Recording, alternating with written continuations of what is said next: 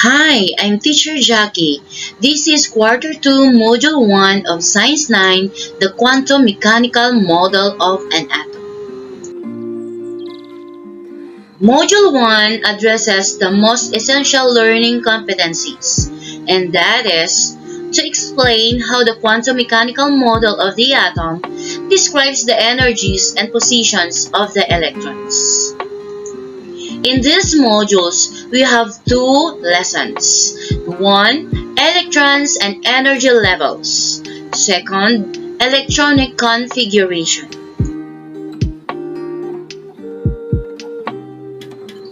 Let us discuss first the first lesson, the electrons and energy levels. We have three objectives in these lessons. First, relate the colors of light emitted by the metals to the structure of the atom. Second, compare the Bohr and the quantum mechanical models of the atom. And the third one is to identify the relationship among energy levels, sublevels, and the atomic orbitals. Before we are going to proceed with our lesson, let us answer first our pretest. We have 5 statements here and you are going to answer agree or disagree.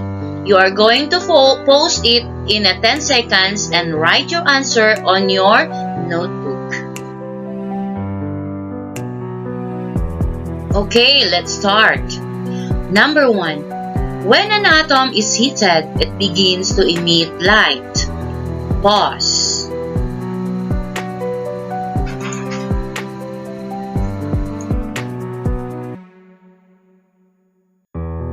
Number 2, an electron can jump from lower energy level to a higher energy level when it absorbs energy.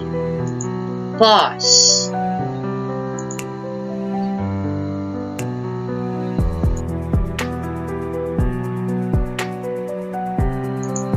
Number 3, Bohr's planetary model is the most widely accepted modern model of an atom. Pause.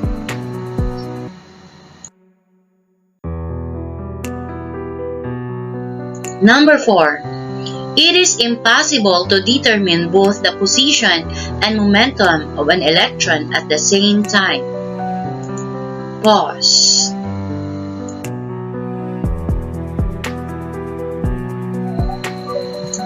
And finally, electrons can be found exactly just the probability. Paused. Okay, keep your answer and we are going to check your answer later as we end near our video lesson. Okay, let us review first your previous lessons. So, I have here a jumbled letters and you are going to arrange the letters and give the answers. Okay? Are you ready? Let's start. Number 1. This one. What is the answer? Good job! It is Ernest Rutherford. What descriptions of his atom? Okay, very good. It is nuclear model of atom. Next. Okay, how about this one? Do you have any idea? Yes, Princess. What is the jumbled letters? Okay, good job. It is Joseph John Thomson. Okay, what do you call to his model? Yes, Mark. Good job. It is a plum pudding of atom. I'm glad that you have learned a lot to our previous lessons. So meanwhile, as we proceed with our discussion, let us watch first the video. Meanwhile, let's consider these following questions. As we go along with our video lessons, you can write this on your notebook and answer it while watching our video.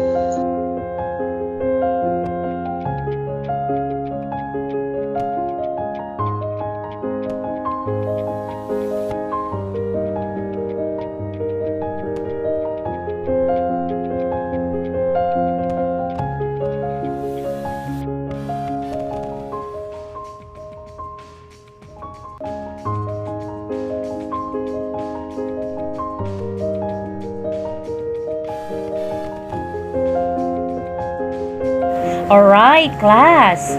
What have you observed about the video being presented?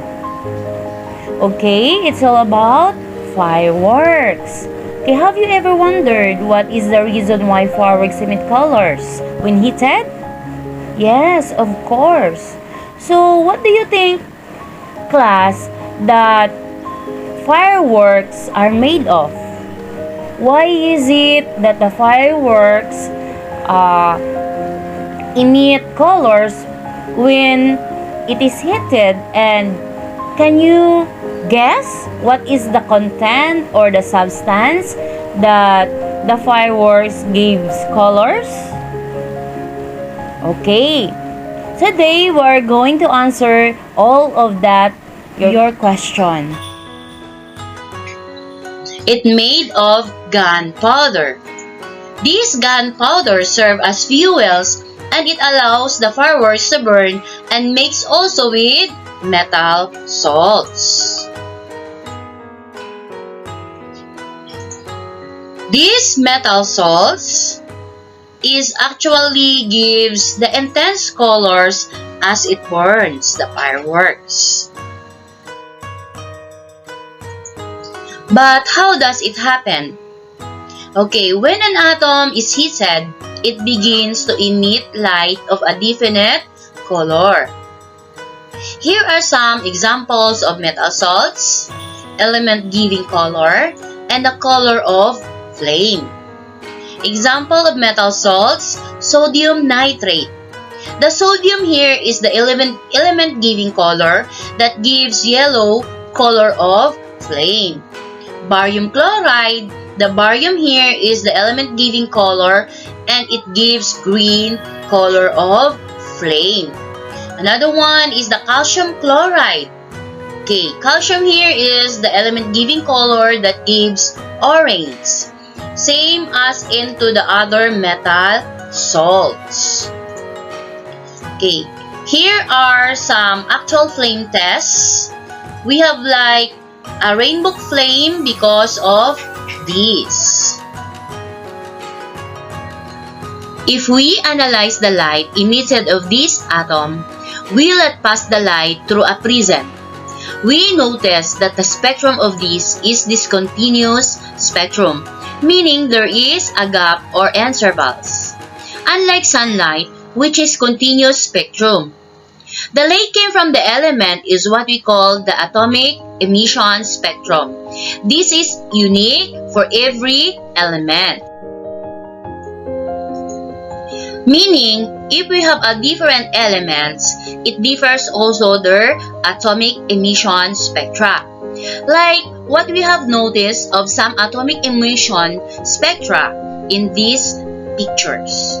These serve as a fingerprints of an element.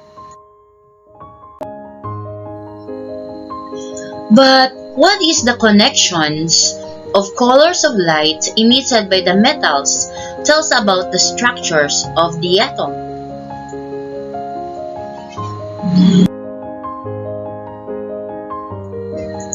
This one was tried to answer by a Danish scientist named Niels Bohr year 1913.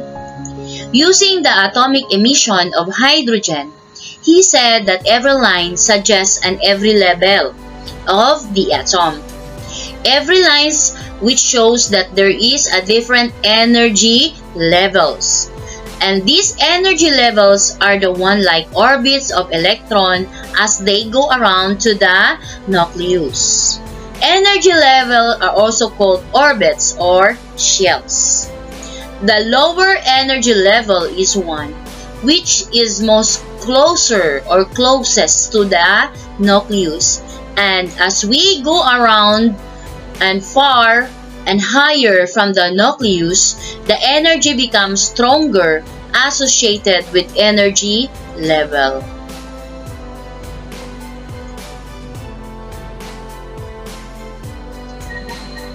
We compared energy level of the atoms to the ladder. If your goal is step 1, of course, small amount of energy we need to reach it. But if your goal is step 4, so the more energy we need to reach it. Meaning, the higher we climb, the more energy we need. And now, this is the illustrations of the Bohr's planetary model of the atom. The electron is located at the second energy level 2 or at a higher level. Since it is in the higher orbit, this one is the excited state. As long as the electron stays on its given orbit, there is no absorption, there is no emission of energy.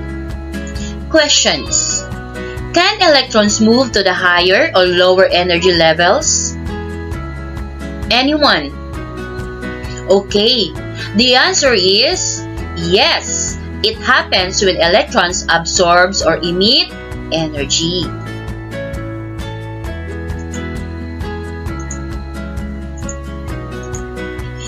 If it releases energy in the form of light, it jumps to a lower energy level or ground state. We notice in the encircled part of the figure that if the electrons releases energy, it jumps to a lower energy level or what we call the ground state.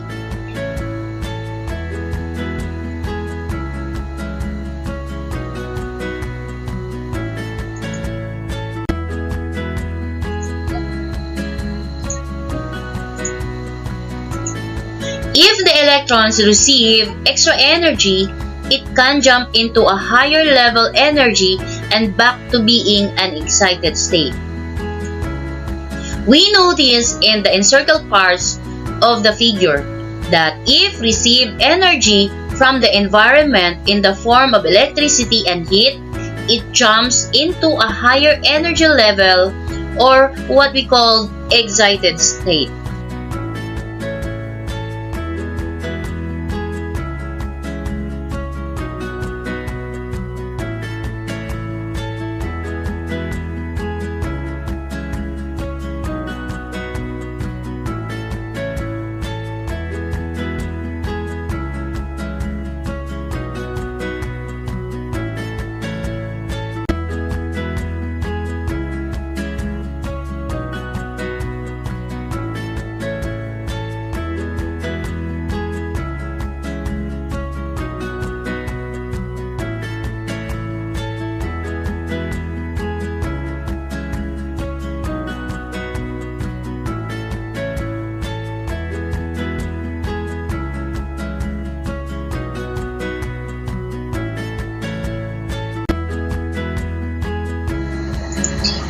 But this kind of model of Bohr's are applicable only with one electrons, like hydrogen. If you think of it, if two electrons they are, how was the repulsion each other?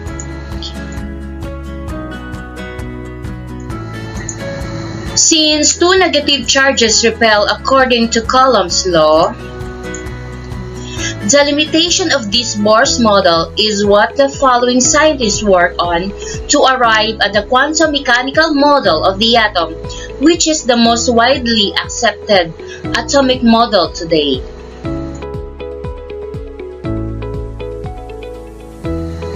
We now go to our second question, and that is, what is the difference between Bohr's model and the quantum mechanical model of the atom?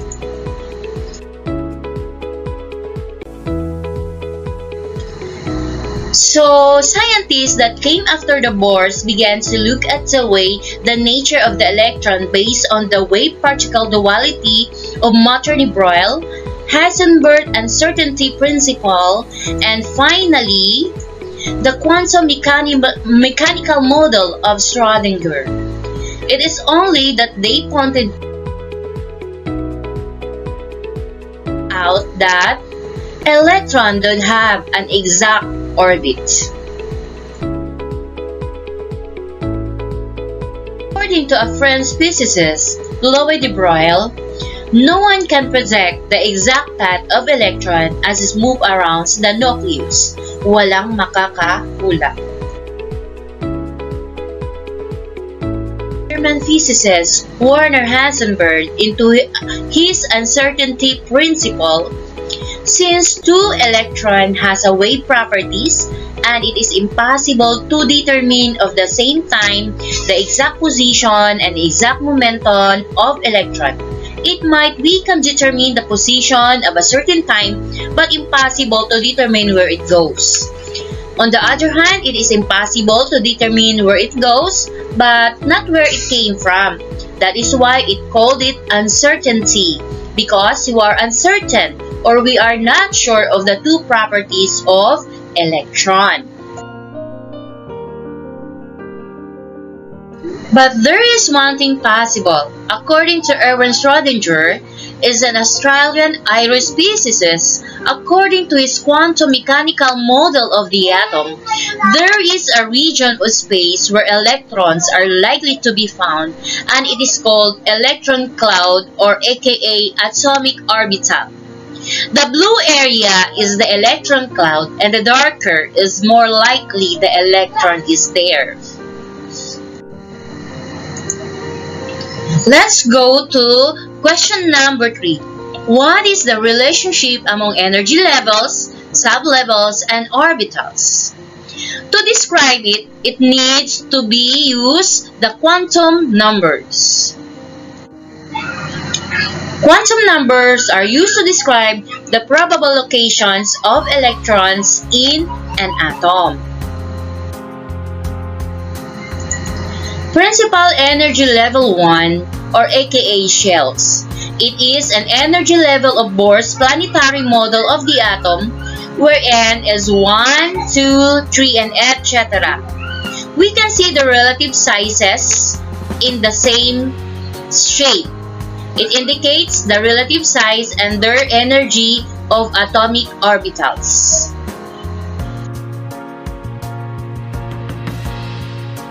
In the table, we notice the principal energy level 1, 2, 3, and 4, and there is a relative sizes. Next,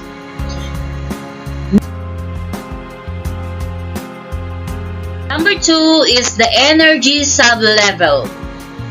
It contains the orbital and defines the orbital shape, the s, p, d, and f. Example, first, electron level number 1, there is one sublevel. Second, energy level n2, there are two sublevels.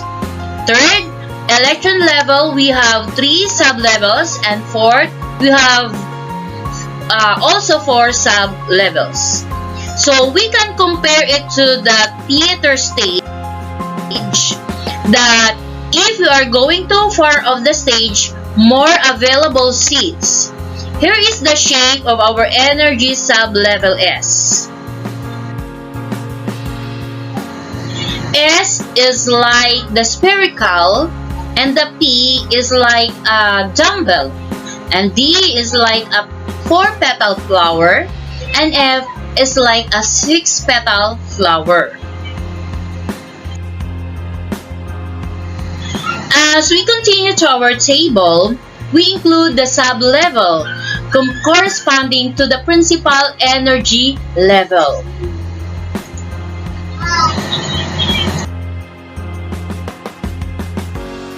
Quantum number 3, orbital.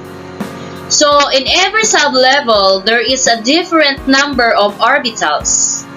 So, example, for sublevel S, we only have one orbital. And sublevel P, we have 3 orbital. And sublevel D, we have 5 orbitals. And sublevel F has 7 orbitals. But what is orbital? Orbitals holds two electrons according to the Pauli inclusion principles. Here we can see, and it might be found, the electrons. Here are the pictorial representation of table. Earlier we have sublevels, but now added column 4 the number of orbitals. So for shell 1 or energy level 1, we notice we have only one sublevel S and one orbital represented by the square. Okay? For shell 2, we have two sublevel S and P, and for S, we have one square which represents orbitals, while in P, we have three intact square which it is orbital. Next, shell 3. Our sublevel is 3, S, P, and D. As we notice square there, it is our number orbitals. For S, 1 orbital, P is 3, and for D, we have 5. Finally, in shell number 4, we have 4 sublevel, S, P, D, and F. So, for every sublevel, there is equal number of orbitals. For S, 1 square, P, 3 square, D, 5 square, F, 7 square. Now we have another column of number of electron per orbitals. So for example, in principal energy level 1, because we have 1 orbital, so 2 is our number of electrons. So because we have 2 number of electrons, the principal energy level number 2, so we have orbital for S and 3 orbital for P. The number of electron per orbital is 2 and 6. In principal energy level number 3, we have number of orbitals of 1, 3, and 5. So per orbitals, we put 2 electrons. So 2, 6, and 10. And finally, in principal energy level 4, we have 4 sublevel, and every sublevel there is number of orbitals. So 1, 3, 5, and 7. So we put 2 electrons in it, so it gains 2, 6, 10, and 14.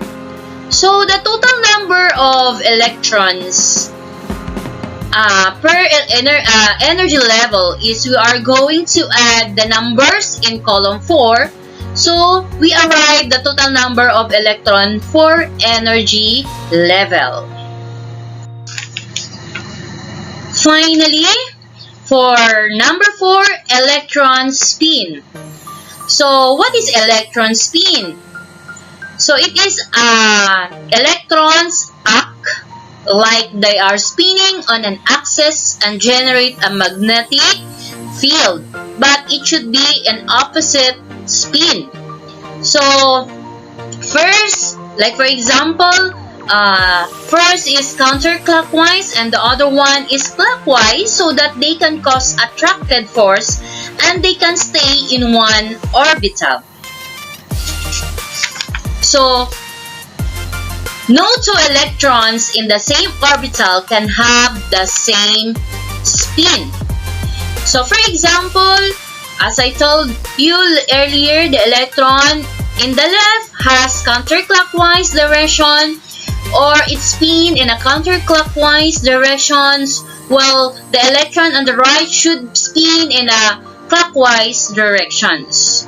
So we're going to plot the table into a pictorial representation of the arrangement of electrons.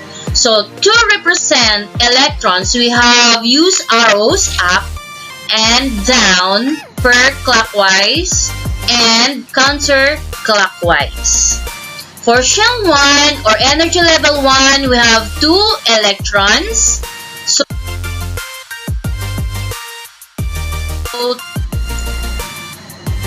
2 arrows, 1 up and down. For shell 2, we have 8 electrons. Since we have 2 sublevels, the S and the P, so S has one orbital and P has three orbital. So let's put some electrons in it. So two electrons in every orbitals. Okay. Note or as you notice for shell number 2 and sublevel P, we fill in first or the orbital in sublevel P before we put their pairs. So this is because for the stability of atom. Now, let's go to shell number 3 or principal energy level 3. We have 18 electrons. So that we need to plot in the 3 sublevel S, P, and D. So as you notice in P, we have 5 orbitals of squares, and let's do for the sublevel S. And then in D, we do it again like what we do in sublevel P. Fill in first all the orbital in D before we go back to the first orbital again for the pairs or opposite spin. Okay, finally for principal energy level number 4, as shell 4, we have 4 sublevel S, P, and D, and F. And every sublevels, they have equal orbital represented by the squares. And so, 32 electrons we need to plot. So let's go.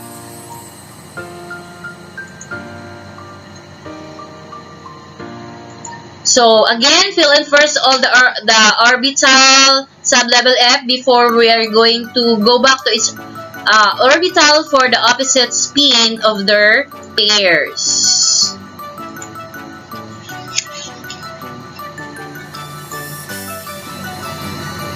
We now have the arrangement of electrons from shell 1 to shell 4, and that is the quantum numbers.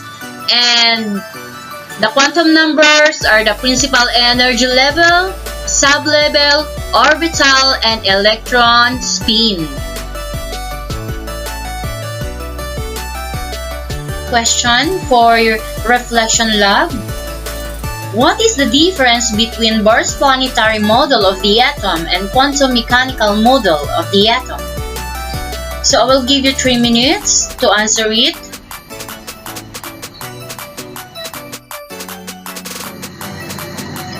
For our post test, this is the 10-item table completion test. So you are going to complete the table below. So for your post test, this is the 10-item table completion test. So you are going to complete your answer or the table below. So write this table on your notebook and answer the table items of it.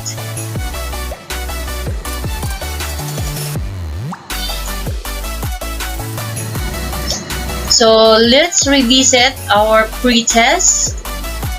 So let's see what's the correct answer.